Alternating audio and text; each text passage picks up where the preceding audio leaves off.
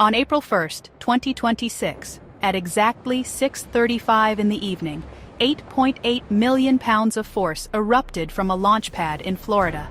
The ground shook for miles, car alarms went off, birds scattered from the wetlands, and 4 human beings, strapped into a capsule the size of a large SUV, rode that column of fire straight off the surface of the Earth, headed for the moon. Not a robot, not a satellite, not a simulation. 4 living, breathing people, hurtling toward a world no human has visited in over half a century. This is Artemis II. I'm Jebby, and this is the most important space mission of our lifetime. Before you watch another second, hit subscribe and ring that bell, because what I'm about to tell you is going to change how you look at the night sky forever. December 14th, 1972. Astronaut Gene Cernan climbed back into the Apollo 17 lunar module, looked out at the gray, cratered surface of the moon, and left. No human has been back since. Think about that for a second. In the 53 years since Cernan left the moon, we invented the internet. We mapped the human genome.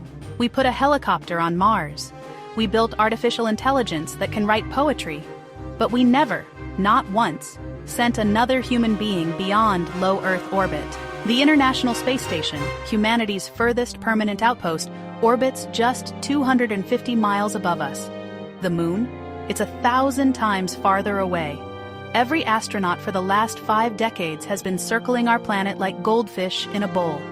Until now, Artemis II isn't just a mission. It's the end of the longest gap in human exploration since we first left the cave. Let's talk about what just launched, because this is not your average rocket. The Space Launch System, or SLS, stands 322 feet tall. That's taller than the Statue of Liberty. It weighs 5.75 million pounds fully loaded with fuel. Those 2 white solid rocket boosters on the sides? Each one produces more thrust than 14 Boeing 747 engines combined. When they ignited at T0, along with the 4 RS-25 main engines on the core stage, the total thrust at liftoff was 8.8 million pounds of force. It is the most powerful rocket NASA has ever launched with a crew on board. And sitting on top of all that power, the Orion spacecraft. The crew named her Integrity. She's a capsule-style spacecraft, similar in shape to the Apollo command modules from the 1960s, but far more advanced. She seats 4 astronauts, and she's equipped with life support, navigation, and communication systems designed to operate hundreds of thousands of miles from Earth, where no cell tower, no GPS satellite, and no rescue mission can reach you.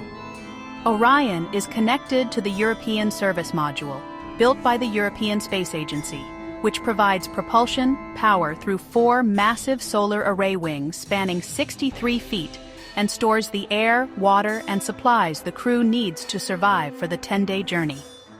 Once those solar arrays deployed after launch, Orion looked like a giant metallic dragonfly soaring through space. But here's the thing that makes this flight genuinely nerve-wracking. This is only the 2nd time SLS has ever flown, and it's the very first time Orion has ever carried people. The first flight, Artemis I in 2022, was uncrewed, and it didn't go perfectly.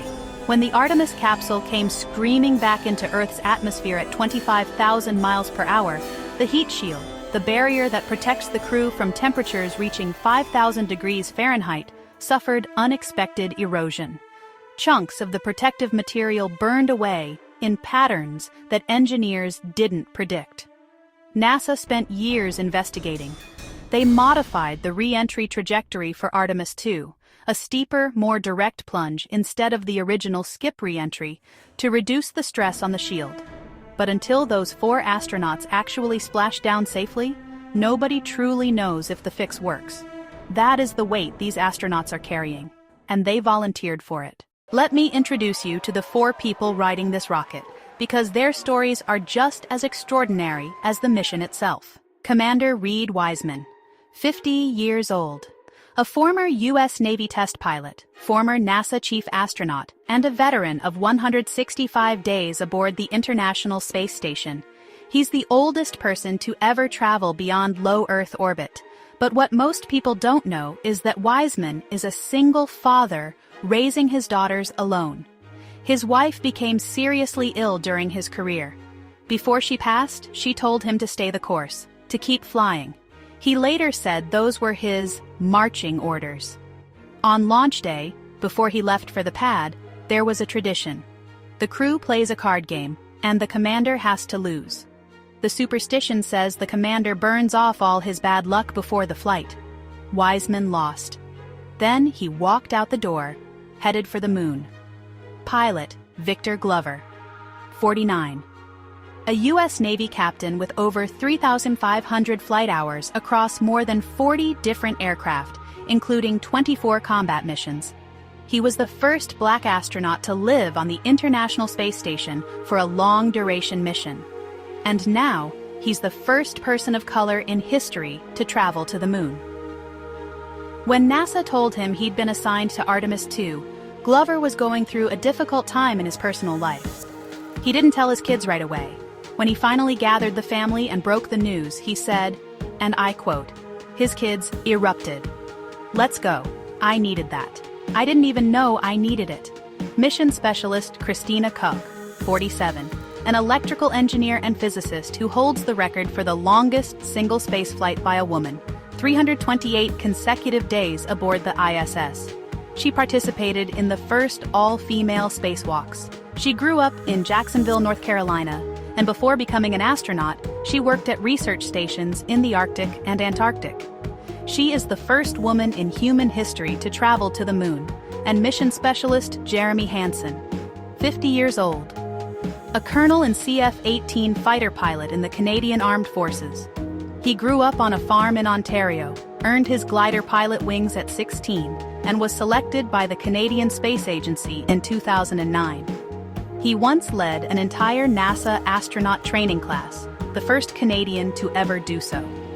Artemis II is his first time in space. Let that sink in. His very first spaceflight is a trip to the moon. He's the first non-American ever to travel beyond Earth orbit. When asked how it felt, he said, "It's extraordinary as a human being to go to the far side of the moon and look back and see the Earth from the perspective of the moon." A single dad, a combat veteran, a record-setting scientist, a first-timer headed to the moon. This is not a Hollywood casting call. These are real people, and they are out there right now, as you watch this. 250,000 miles from everything they love. So here's what's actually happening up there. The Artemis II mission is a 10-day, 685,000-mile round trip, and every single phase of it is designed to push Orion to its limits. Flight Day 1. After that thundering launch, the SLS core stage burned for about 8 minutes before separating. The upper stage then fired again for 18 minutes, raising the orbit's high point to over 43,000 miles, higher than any astronauts have flown since Apollo. The crew spent the first 24 hours orbiting Earth in a lopsided 24-hour-long orbit, checking every system aboard Orion: life support, communications, navigation, propulsion. They even took manual control of the capsule to practice a docking procedure using the spent upper stage as a target. That skill will be critical on future Artemis missions, when they'll need to dock with a lunar lander.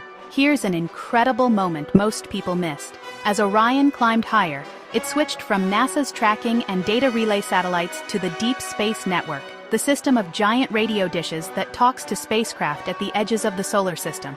That switch marked the first time in 50 years that a spacecraft carrying humans traveled far enough from Earth to need it. Flight Day 2.